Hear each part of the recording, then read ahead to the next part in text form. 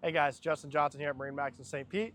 Today I have the privilege of showing you a 2025 Sea Ray 270 SDX with the 400 V10 from Mercury. Very quiet yet powerful at the same time. Very rare option on this boat. Large sun pad as you enter the boat with our sea deck flooring on our entryway to the cockpit.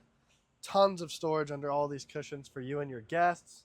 Beautiful tower here with an oversized bimini top to keep you in the shade. It will also fold up if you want some more sun. Well integrated dash that Sea Ray does with our twin Simrad displays. Our binnacle over here on the right. Wireless charger for our phones. Great sound system on this boat with a subwoofer and an amp. Work our way into the head. Keeping in mind this is a 27-foot boat, this head is ginormous. Sea Ray does a great job with all their space and utilizing all their compartments. Once again, very large bow. This will have a filler cushion or a table for you and your guests to sit out in the sun. Again, tons of storage and our access to our anchor locker here.